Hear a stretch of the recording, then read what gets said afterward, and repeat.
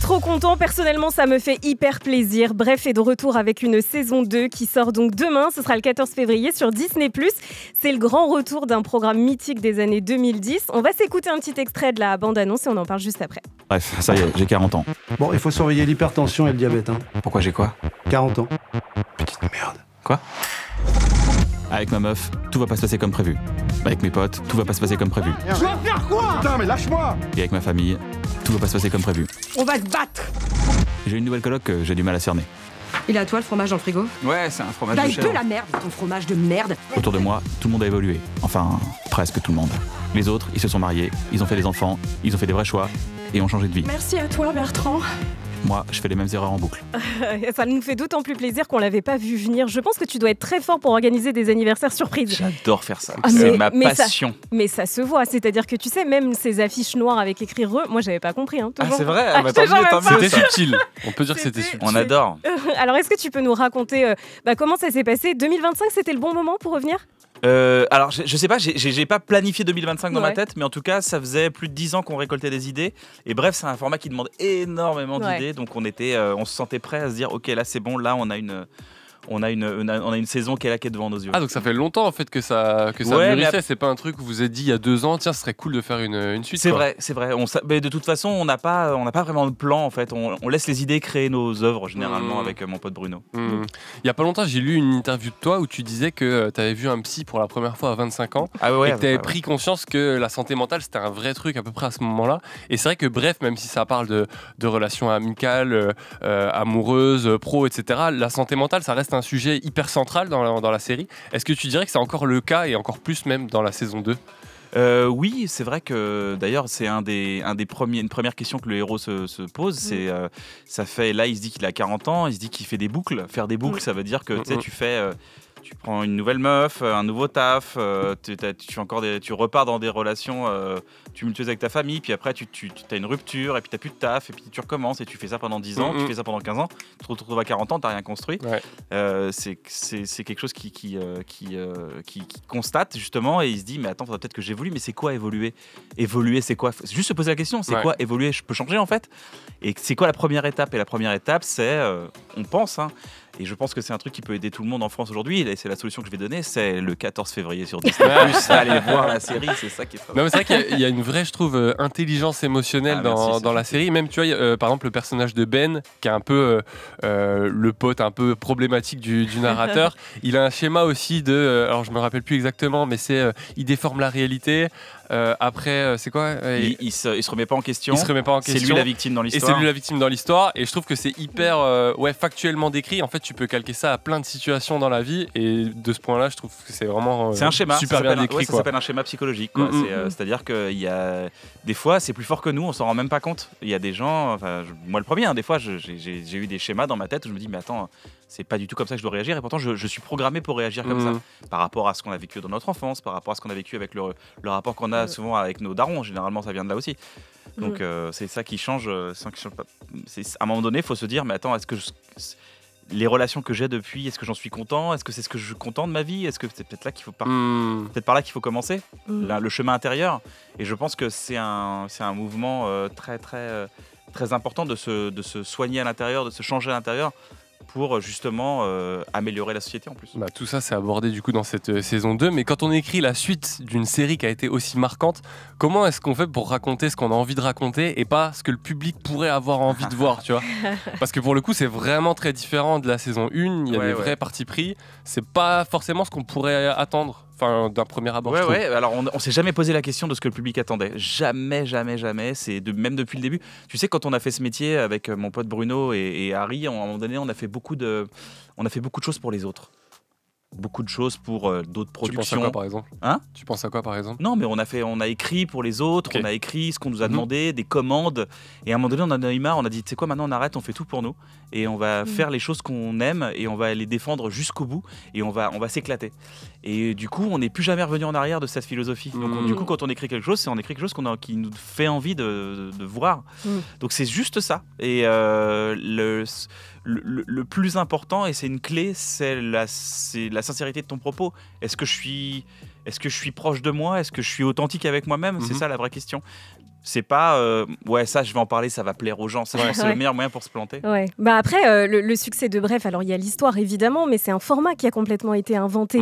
L'écriture est hyper percutante et puis même le montage, ça accélère, ça ralentit par moments.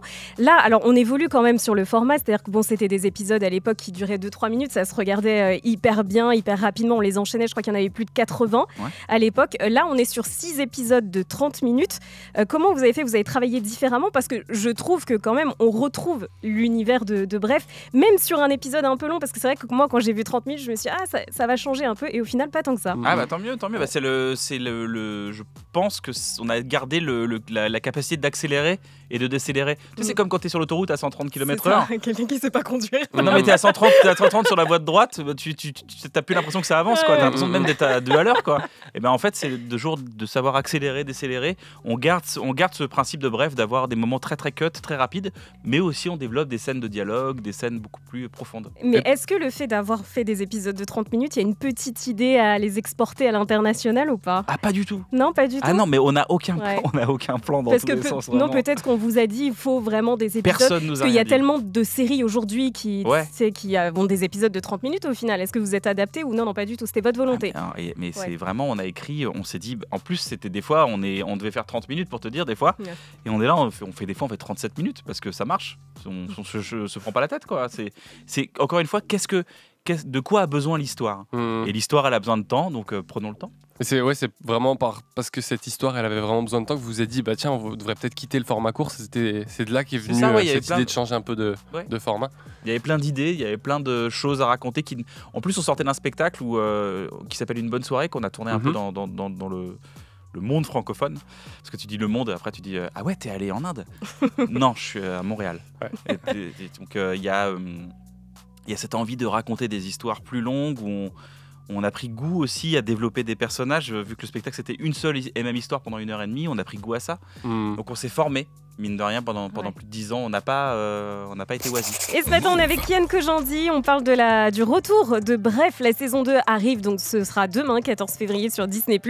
Alors, il y a beaucoup de guests aussi. Parlons-en dans cette nouvelle série. Alors, nouvelle saison. Il y a McFly et Carlito. On voit Jean-Paul Rouve. Il y a Seb, Orelsan, Laura Felpin, qui est excellente aussi, et j'en passe. Bon, j'imagine que ça n'a pas été trop dur de tous les convaincre, non? On a eu beaucoup de chance. En plus, c'est des gens qu'on admire, qui nous font rire au quotidien, qui nous font rire de manière globale. On a de la chance de travailler avec des gens qu'on admire. C'était le texte. On leur a envoyé le texte, on leur a dit voilà l'idée, et puis ils ont tout de suite adhéré. Ah ouais, tous ouais. Et ils ont tous gardé le secret. T'as vu ça? C'est ça qui me. Je trouve ça dingue. Pas un seul en a parlé, quoi. T'étais touché de voir que ça a touché plein de générations différentes aussi, parce que finalement, dans les guests, tu vois, il y a des acteurs plus confirmés, mais il y a aussi des créateurs de contenu plus jeunes. Vraiment, ce sont tous des. Large, quoi. Moi, j'aime bien le mot créateur. Je trouve ça créateur et créatrice. Je trouve ça les. Le mot contenu, je l'aime moins, mais le mot créateur, je l'aime bien. Et c'est des gens, on a ça en commun, c'est qu'on adore créer. Moi, je me rappelle qu'après la première saison, t'étais plus Kian Kojandi, t'étais devenu le mec de Bref. Déjà parce que voilà, ton nom et prénom, on n'avait pas forcément l'habitude de les entendre. Et puis aujourd'hui, surtout parce que Bref, ça a eu un énorme retentissement. Maintenant, voilà, on sait qui est Kian Kojandi. Est-ce qu'avec une suite, t'as pas peur de redevenir le mec de Bref finalement? Moi, j'ai jamais été pas content d'être le mec de Bref. J'ai de la chance d'être le mec de Bref. C'est une chance énorme. C'est quelque chose qui a changé ma vie. C'est quelque chose qui m'a donné l'opportunité d'avoir des opportunités. Donc, non, T'as jamais ressenti ce côté, je sais pas, peut-être un peu frustrant, d'être toujours associé à une œuvre, surtout quand ça fait plusieurs années et que ça fait d'autres choses entre temps? Est-ce qu'il n'y a pas un côté un peu, faut bouger aussi et faut évoluer, quoi? Si ça n'avait pas été la mienne, peut-être, mais c'est la mienne. Donc j'ai de la chance. J'ai de la chance d'être. Si j'avais fait un casting, tu vois, pour une télé-réalité, et que j'étais le mec de la télé-réalité, je t'aurais dit c'est vrai que tu essaies de t'émanciper de quelque chose, mais c'est déjà une émancipation, Bref, pour moi. Elle a quelle place cette œuvre dans ta vie? Dans ta carrière, elle est centrale, elle est totalement centrale, et tu sais, c'est rare dans une vie d'auteur de pouvoir faire un truc qui continue de perdurer, parce qu'on m'en parle encore dans la rue aujourd'hui, donc Bref visiblement a eu un impact et ça me touche, c'est touchant. Quand j'y pense pas tous les jours, mais quand on me le ramène, je me dis putain c'est vrai quand même, c'est fou quoi. Je suis assez fasciné par ça, je me dis c'est dingue quand même. T'en es pas lassé, tu te dis pas. Ah non jamais, bah non, c'est génial. C'est une super image en plus. Tu vas dans le métro, t'es là, il est 7h30, il y a un gars qui fait la gueule, il te regarde, il sourit. Ouais. T'as fait rire un mec dans le métro qui va le taffer. mec de... Peut-être le mec des sauces. Ouais, c'est ça, c'est moi. Il y a ça aussi maintenant. Moi j'avais un petit exercice pratique pour toi parce que la saison 1 elle a été diffusée sur Canal entre août 2011 et juillet 2012, donc ça fait 13 ans. Est-ce que tu peux me résumer un petit peu rapidement ce qui s'est passé dans ta vie depuis, dans le style d'un épisode de Bref avec la même narration? Ok, vas-y. Alors, Bref, en 2011 j'ai fait Bref. Après Bref s'est arrêté, on a dit on fait pas de saison 2, les gens n'ont pas compris, et après les gens ont compris, ils ont dit c'est bien que vous ne fassiez pas de saison 2. Ensuite j'ai commencé à évoluer, j'ai fait des spectacles, j'ai fait des séries, j'ai fait Bloqué, j'ai fait Serge le Mito, j'ai fait 2-3 spectacles, j'ai fait le tour du monde francophone, même si je me la raconte pas, comme ça je me la raconte pas. Ensuite, je me suis vite retrouvé à 40 ans. Avoir 40 ans, ça veut dire quoi? Ça veut dire que j'avais mal aux genoux quand il pleuvait. Ça veut dire que j'ai arrêté de faire des soirées, j'ai fait des dîners. Ça veut dire que j'ai fait... J'essaie d'avancer en même temps. À chaque fois que je m'inscris à une application, je dois scroller de plus en plus pour retrouver ma date de naissance. Et j'ai aussi... avoir 40 ans, c'est aussi parfois avoir moins d'amis, mais en avoir des meilleurs. Donc aujourd'hui, j'ai 43 ans. Ma vie a bien changé, mais je recommence Bref. Je recommence Bref. Bravo, incroyable. Ouais. Une belle impro, franchement. Ouais, canon. Dans la vie, c'est quoi que t'as le plus souvent envie d'abréger? Ah, Oh, tu t'y attendais pas à celle-là. qu'est-ce que j'ai envie d'abréger? Ouais. En fait, tu sais, j'arrive à un âge où j'aime bien Prendre le temps. J'aime bien la Ouais. contemplation. J'aime bien me dire, ouais, il se passe rien, c'est bien, tu vois. J'ai de la chance d'habiter à la campagne, je vois la nature évoluer, et vraiment, j'ai l'impression d'être un vieux, quoi. Ça y est, je suis là, et c'est kiffant. C'est pas, mais il faut qu'il se passe quelque chose là. Non, c'est vraiment genre, tiens, là, dans le prochain mois, il faut que j'aille couper mes framboisiers. Rien que cette Ah ouais, idée-là me c'est fait vrai kiffer, tu vois. Ouais, Tu ouais. fais un peu de Un peu jardinage. de permaculture, ouais. Ouais, t'arrives à... Ouais, j'adore ça, Ok. c'est passionnant. C'est pour tous les gens qui sont un peu geeks, et geek, c'est pas que les mangas et les chevaliers du Zodiac et les jeux vidéo. Geek, c'est être passionné de quelque chose. Donc, geek, c'est jardiner, c'est illimité en termes de savoir, de connaissances. Vous vous êtes éclaté sur cette saison 2, il y a des effets C'est vrai qu'on spéciaux. on est venu parler d'une excusez-moi, série, on parle je, permaculture. je recentre un peu le T'as raison. sujet, excusez-moi, mais il y a pas mal d'effets spéciaux aussi. Ouais. Vous avez utilisé les fonds verts, ça aussi c'est nouveau. Alors, tu savais pas, mais Bref a 400 plans truqués, la saison 1 de C'est Bref. pas vrai. Ouais, mais c'est des plans truqués dans la vie de tous les jours. Donc, du coup, c'est pas vraiment des Ah effets ouais spéciaux apportés. Ouais. Et c'est très, très truqué, Bref 1. Et c'est hyper bien fait. Bah ouais, du coup, tant mieux. Je pense que je salue mon ami Damien Marie qui a fait les effets spéciaux avec ses équipes. On les salue très fort parce qu'ils avaient bien bossé à l'époque. Et pour encore quelques minutes, on est avec Kian Kojandi. Ce matin, on parle du retour de la série. Bref, ça fait plaisir. La saison 2 arrive demain sur Disney+, le 14 février. Alors c'est vrai que j'ai été un petit peu surprise et je pense comme beaucoup de se dire « Ah bah tiens, c'est sur Disney+, alors que le diffuseur historique, c'était Canal+. » Ils n'ont pas voulu te suivre. Comment ça s'est passé? Exactement, c'est ça. On Ah leur a ouais proposé, ils ont dit non. Ah ouais? Donc on a avancé, et puis Disney a tout de suite été très enthousiaste.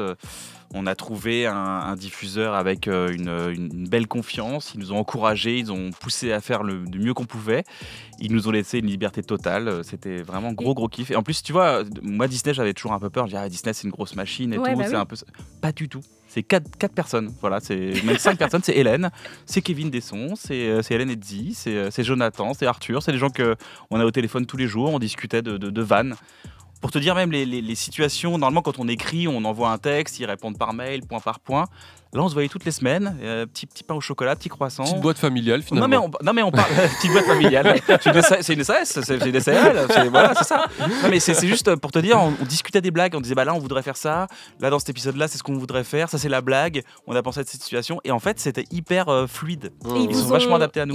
Ah d'accord, ils vous ont rien imposé parce que c'est vrai que quand on voit un peu les effets visuels, on dit ah ça c'est très Disney quand Pas même. du tout. Donc pas rien du à tout. voir. Ils- Ça c'était juste- dans votre tête avant quoi. Ah mais l'ambition, ils avaient de l'ambition et on a réussi à mettre de l'ambition l'ambition dedans. On en parlait un petit peu déjà, mais pendant longtemps, tu as été le mec de Bref. Aujourd'hui, je pense que quand même pour beaucoup de gens, il y a plein d'autres projets qui te sont associés. Voilà, tu as fait des one-man shows, même des podcasts aussi avec d'autres humoristes. Tu connais plein de gens dans ce milieu. Si tu avais un conseil à donner à un jeune humoriste, là, ce serait quoi? Sachant qu'aujourd'hui, il y a vraiment pléthore de comédiens et de stand-uppers. Nous, on en reçoit beaucoup. Un conseil, ouais. Il faut travailler parce que... alors, il y a un conseil qui en emmène un autre. C'est déjà écrire 5 minutes, correct.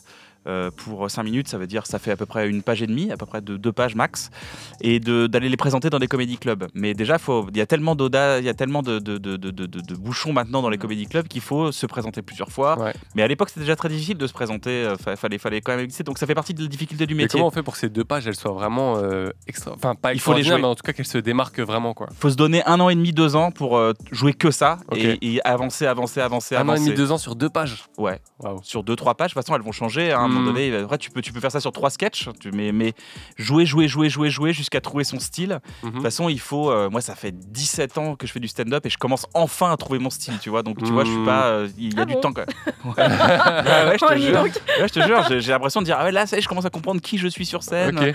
Je commence à comprendre 2-3 trucs, tu vois. C'est une longue quête. Ouais, c'est une longue quête, c'est vraiment. C'est très très long. Et puis surtout, ne pas faire que 5 minutes. À un moment donné, se dire maintenant il faut se lancer vers le spectacle.